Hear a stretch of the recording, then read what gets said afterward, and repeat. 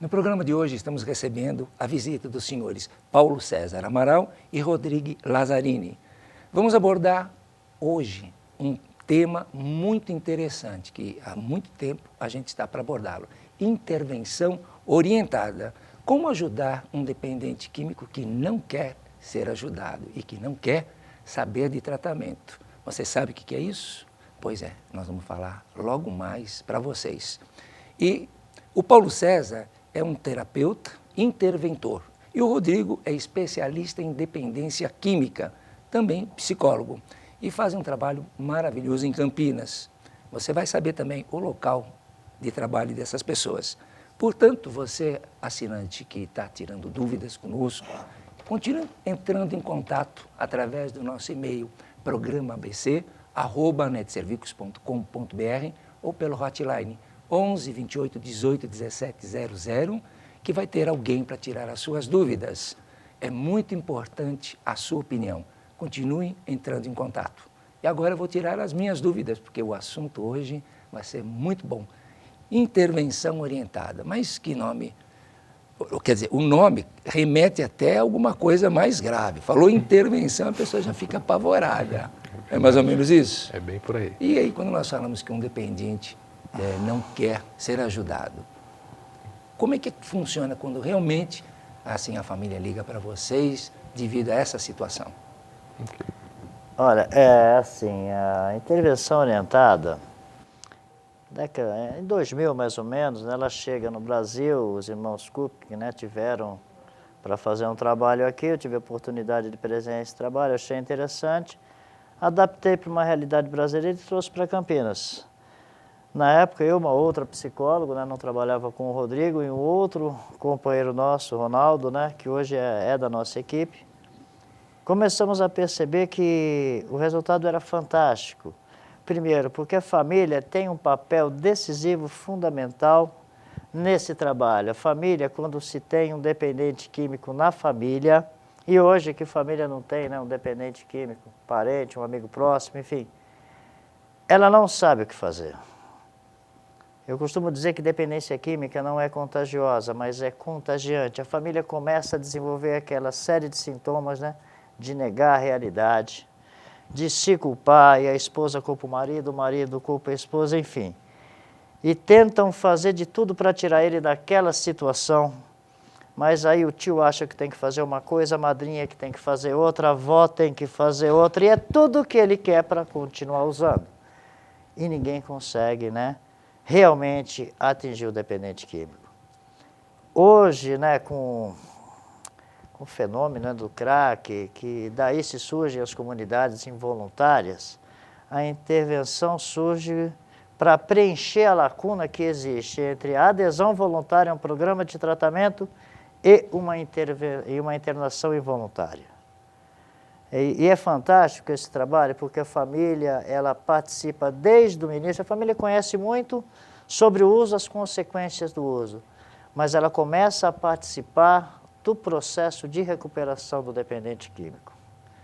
Nesse primeiro momento, o dependente químico não tem participação nenhuma. Nós chamamos a família, as pessoas realmente significativas na vida desse dependente químico, e iniciamos uma série de encontros e sessões para nos alinharmos, né?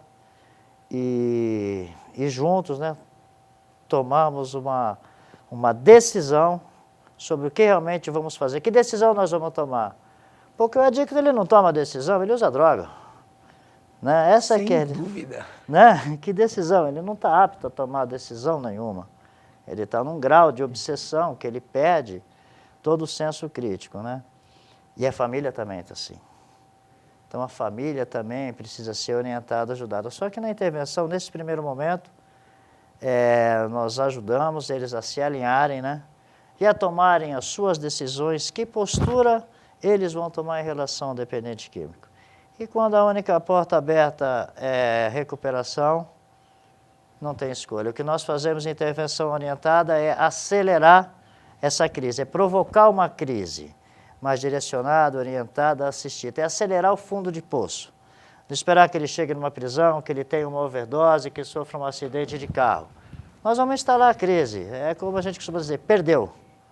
né? Não tem mordomia, porque nós vemos cada caso interessante, né? Eu fui numa palestra recentemente e eu escuto um pai e uma mãe me falarem o seguinte: não sei mais o que fazer para ajudar meu filho.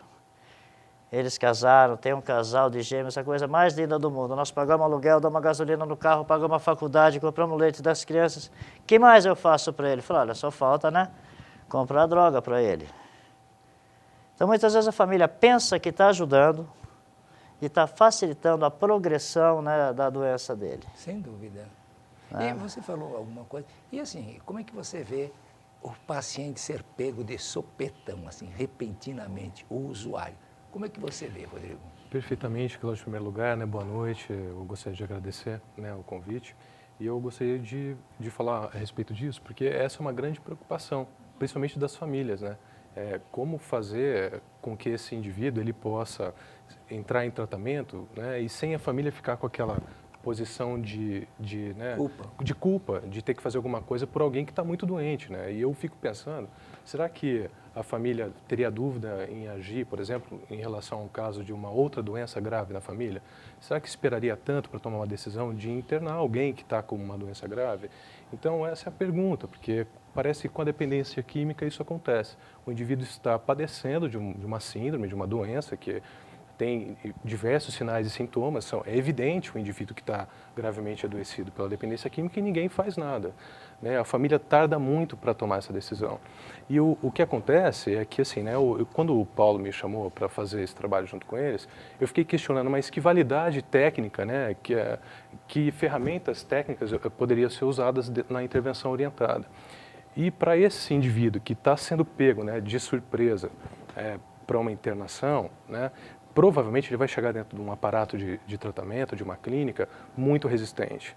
Porque a primeira fala dele vai ser a seguinte: olha, me enganaram, eu estou aqui enganado, né? Chame meu advogado, né? As pessoas tiraram de mim o direito de tomar uma decisão, eles me colocaram aqui à força. E a intervenção orientada vem justamente diminuir essa resistência, ganhando tempo de tratamento, 1, 2 meses de tratamento, porque o indivíduo não vai lá. Não está indo, né, dessa forma através da intervenção orientada, ele não está indo sem ser comunicado. Pelo contrário, ele vai ser comunicado por todas as pessoas, né? Quem vai tomar a decisão dele ir é a família. Então ele não está indo de surpresa, ele vai ser comunicado, avisado, né, através desse processo de intervenção orientada. Isso facilita muito, viu, Cláudio? Não, sem dúvida. Aliás, eu só penso dessa forma porque assim, a prevenção não é só em termos da mídia, uma preocupação das secretarias de saúde. A prevenção começa dentro de casa, na escola, na comunidade. E também a gente tem que prevenir, a gente tem que assim, mostrar. É a mesma coisa, o pai está vendo um perigo, deixa o filho se machucar. Não, vai acontecer isso. Então é importante, como você falou, preparar o espírito da pessoa, porque ela não vai ser pega de surpresa. De maneira nenhuma.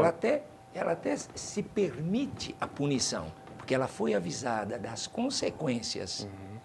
Se você não fizer isso ou aquilo, tem regras aqui dentro de casa.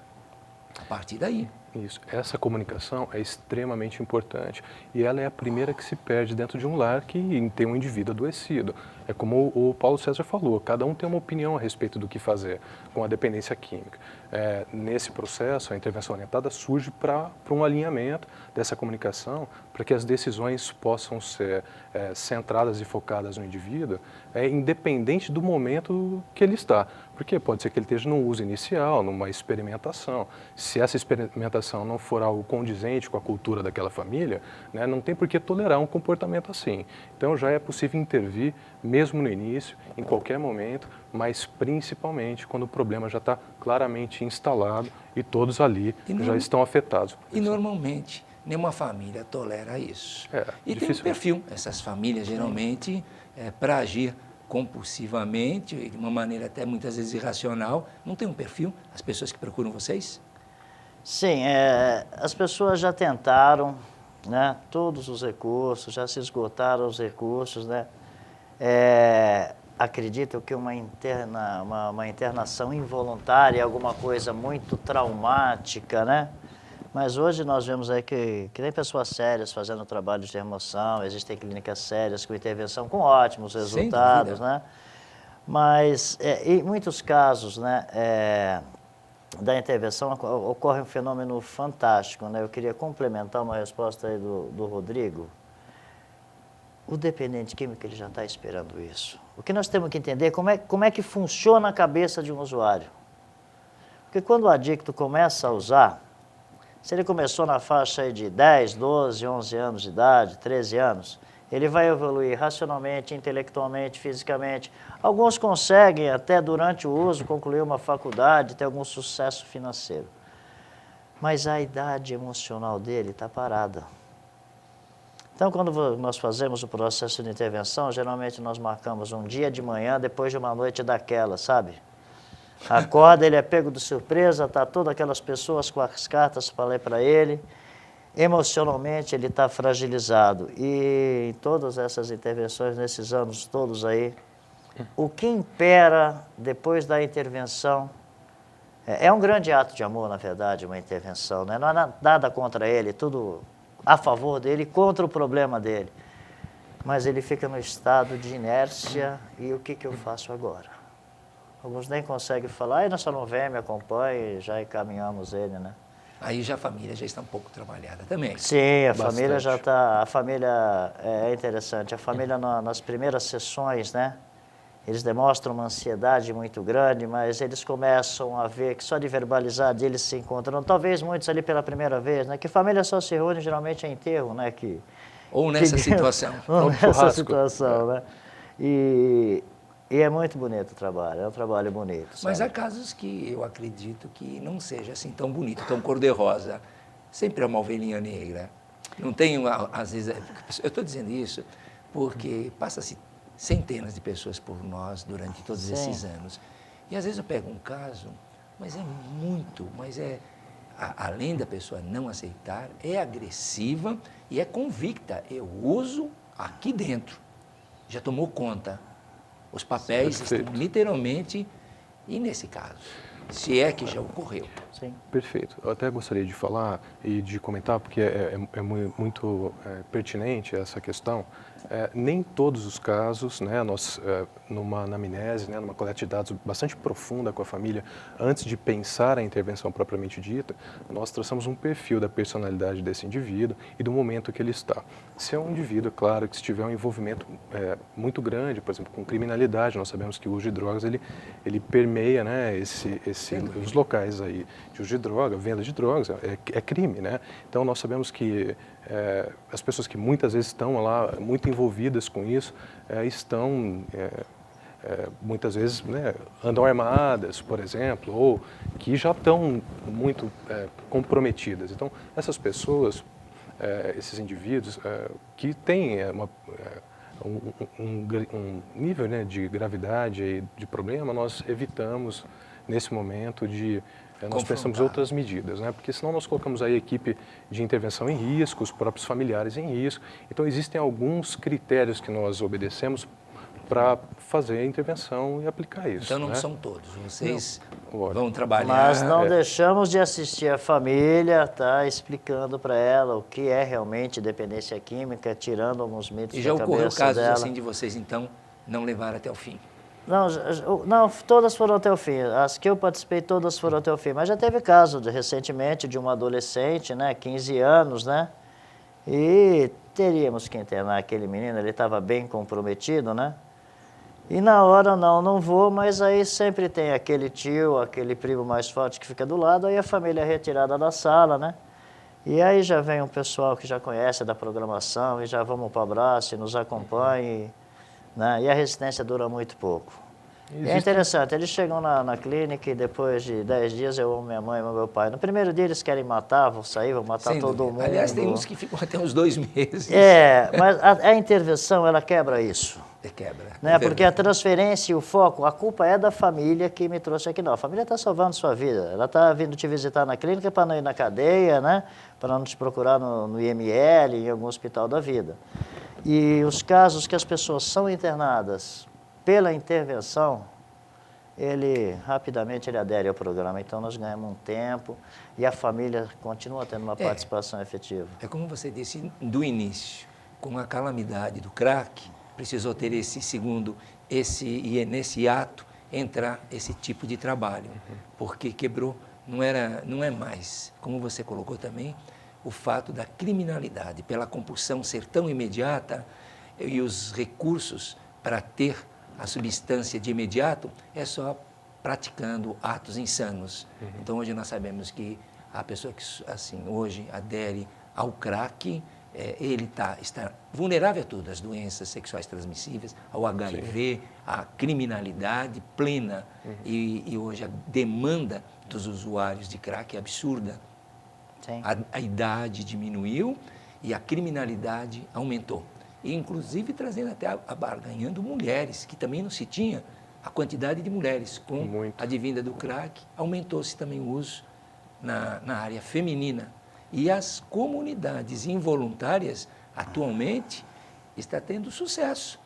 Porque comunidade terapêutica voluntária, dependendo do grau do comprometimento de quem usa o crack, não segura. Eu presto um serviço, né, em uma comunidade voluntária feminina, né, presto numa voluntária masculina também, eles não conseguem ficar. Não vai segurar. Não consegue, se você não tiver, né, um psiquiatra por trás, sabe? Mas mesmo tendo, semana passada, eu tive 2 casos, e na entrevista eu disse, já falei para a família, nós podemos tentar na nossa casa, por vocês conhecerem, ter referência, mas eu não acredito que vai dar certo. Eu vou dar o telefone já de imediato, vou deixar, porque eles vão precisar de uma involuntária, eles não vão segurar. Sim. O usuário de crack involuntário também não acredita. Dependendo do grau, comprometimento. não dá para segurar. Você estava falando dessa equipe de trabalho, seria um dos instrumentos de ferramentas, de instrumentação para trabalhar. Sim. O que mais vocês teriam? A equipe, logo de início, ou quais são os elementos que você conta para fazer esse tipo de trabalho? De intervenção? Sim, você é um especialista, também é um especialista em intervenção. Sim. Quais mais elementos da equipe?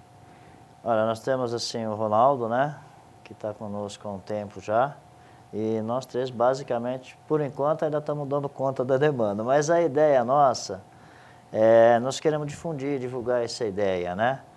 Nós temos um curso preparado aí, provavelmente para junho, julho, nós vamos estar oferecendo esse curso para capacitar interventores. Porque nós já fizemos esse trabalho de intervenção, porque a família, ela internou, mas uma hora ele vai sair. E agora, o que eu faço? E a família recebe um ponto de interrogação, tá certo? E nós já tivemos algumas experiências de fazer a intervenção com ele internado, de levar a intervenção mesmo com ele internado, para ele perceber que ele tem uma família que está apoiando, que o ama, mas que não vai mais tolerar alguns padrões de comportamento dele quando ele sair de lá, que ele vai ter que frequentar grupo, que ele vai ter terapia, que as facilitações não mais vão ocorrer porque a família está se cuidando. E nisso a gente tem um ganho muito grande também. E a ideia desse curso seria, nós estamos negociando com a Pastoral da Sobriedade também para se fazer esse curso, enfim. Aberto a membros, né, de comunidades terapêuticas, de clínicas.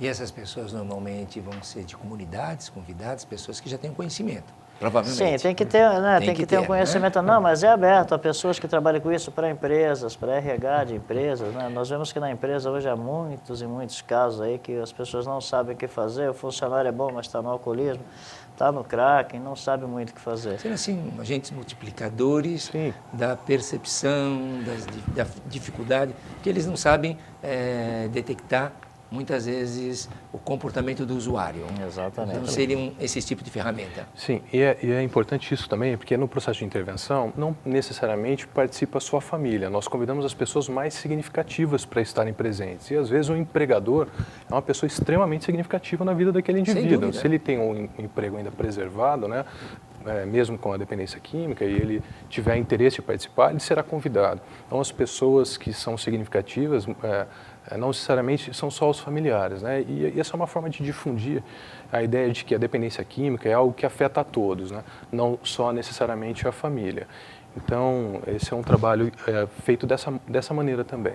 Então, alinhar o discurso, alinhar as ações, né, e as decisões de todas as pessoas que estão intimamente relacionadas com aquele indivíduo, para que eles possam entender o que está acontecendo, entender qual é a dinâmica de um dependente químico e o que ele precisa de fato aí para entrar ou aderir a um programa de tratamento, seja ele ambulatorial ou dentro de um espaço aí fechado.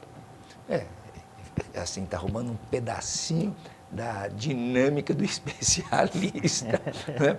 Essa percepção na anamnese, nessa história pregressa, é meio, assim, um pouquinho mais o papel do terapeuta, mas pelo menos ser assim um pouco da ideia é Sim. importante. Mas eu vejo assim que vai ajudar muito a quem já trabalha nessa área, né? Por exemplo, agentes comunitários. Sim. Porque tem muitos agentes que recaem, acabam abandonando essa carreira e pode ser um segmento. Claro. Não é? É uma ideia muito boa. E assim, a ideia de difundir realmente o que é realmente dependência química, né? Eu tive um rapaz, 12 anos de idade, morador aqui do Capão Redondo, estava internado conosco, e ele pegou na programação, um garoto muito esperto, inteligente, mas a primeira vez que ele pediu ajuda e a mãe leva ele para uma das unidades de saúde, a atendente fala, esse menino não tem mais jeito. Ele tinha 9 anos de idade. Que absurdo. E ele ficou com isso na cabeça, entendeu? Então, todas as pessoas que lidam num primeiro momento com dependente químico, que sinaliza, porque eu pedi ajuda dele, muitas vezes não é eu preciso de ajuda. Ele vai pedir ajuda de outras maneiras. Nós que trabalhamos, né, na área, nós sabemos disso, entendeu? E esse feeling, essa percepção é importante ter. Mas nós vamos falar dessa percepção Muito logo bom. após o nosso break. A gente já volta já.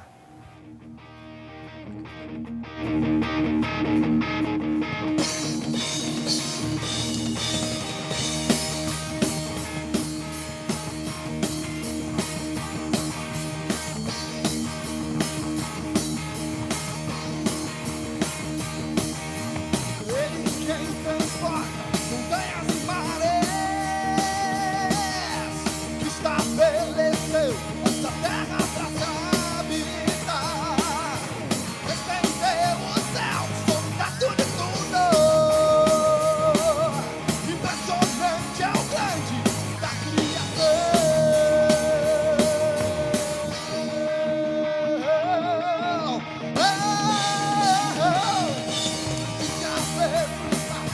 palavra é guava, determinando a data e a estrutura toda. Exultado com poder divino e a terra por presente pra se viver. Se você acreditar, sua vida se transformará. São cimentas não valores.